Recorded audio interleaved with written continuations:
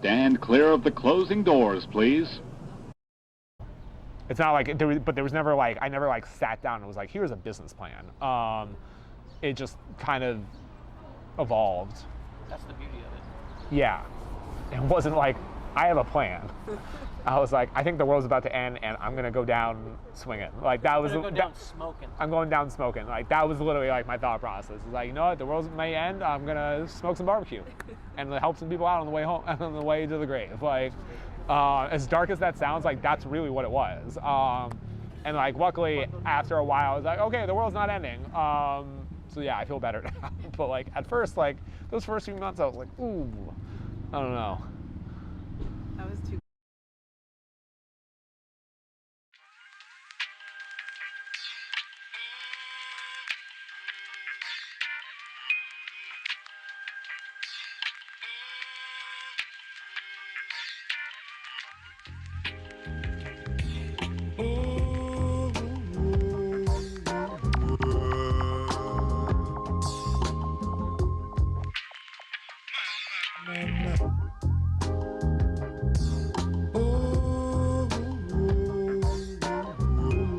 Eli, I'm the person behind Tikkun BBQ or Tikkun BBQ, which used to be called Tikkun Bakery.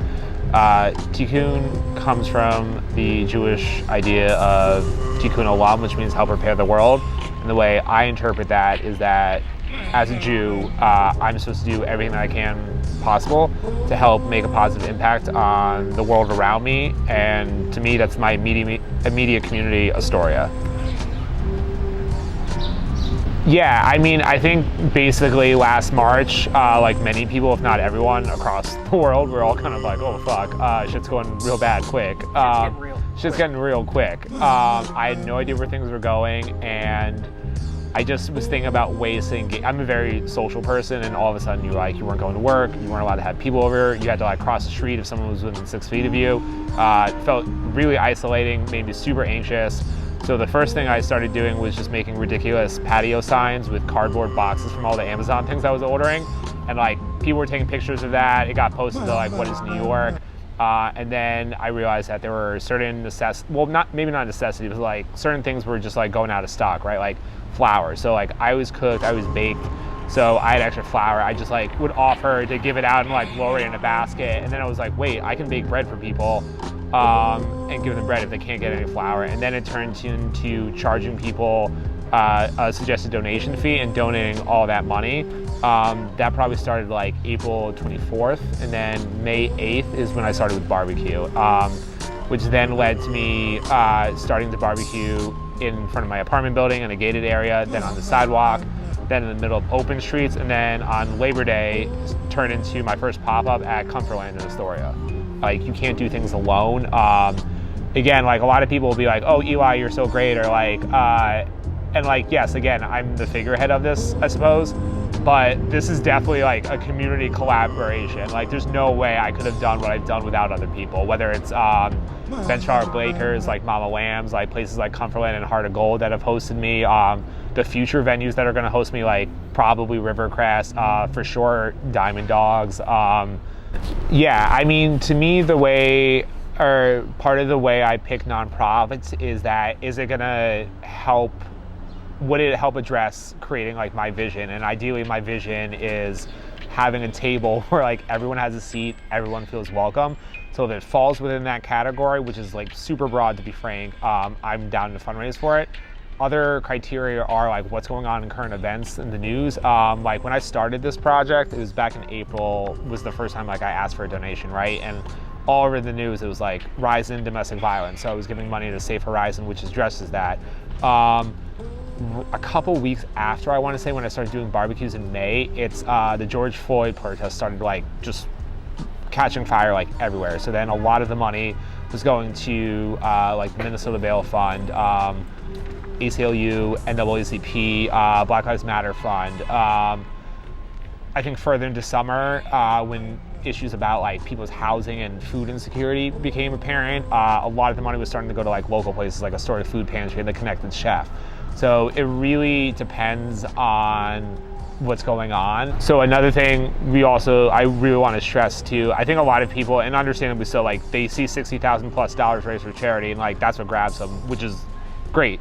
But we do a lot of other things. So we've done voter registration, we've done vaccine awareness, we do things like we have purposeful partnerships and collaboration. So instead of just going to like a Walmart or some big store to get our bread, we're sourcing from like local vendors who typically are women, female, who are typically female, LGBTQ, or people of color. And we do that in a deliberate way because we want to promote voices that are different than people that look like me. And we make sure that everyone knows like they are also the star of the show besides myself. We do things like where when we're working with our partners and vendors, we pay them the money like upfront and in full. There's no like funny business. We're really transparent about how we do things. So while the donations are definitely like a huge part of this like mission-driven pop-up, that's just one part of it, I'd say. I don't know if we have a specialty yet. My focus is just to make like really good food, right? Like because like, yes, like the mission is absolutely important to me, but if the food sucks, like no one's gonna come and make a $32 donation for a pound of shitty brisket, like especially like every single time. So I would say like the main stars are definitely like brisket and like St. Louis cut pork spare ribs, but like we're doing everything from like chicken like rubbed in like a red Malaysian like curry paste to like beef ribs like covered in dry rubbed with za'atar. Like I don't really adhere to like a specific like style of barbecue because cooking food in New York is really great because like you are at the nexus of like so many cultures that, to be frank, Texas, North Carolina, anywhere else in the world like just doesn't have. And so it's like, why do we have to limit ourselves to just like salt and pepper like on ribs smoked on an indirect smoker? We could do beef ribs directly over coal with za'atar and then brush it with like a soy tamarind sauce. Like the sky's the limit here. I also tend to like not be someone who like, colors within the lines. So like I'm not interested in being authentic this or traditional that. I just want to make really good food that's going to make people line up down the block, and so far that's been what's been happening.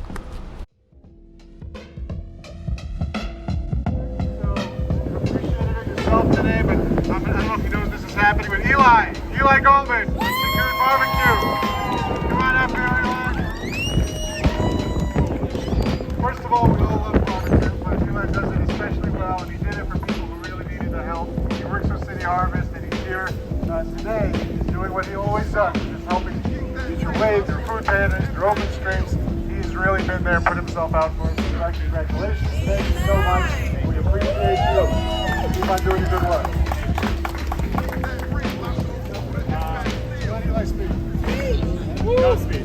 I would really say this isn't really about me, it's about all of you, because whether it's the volunteers who help smoke the meat or the people that come out and like make the donation, like this is a group effort to say the least.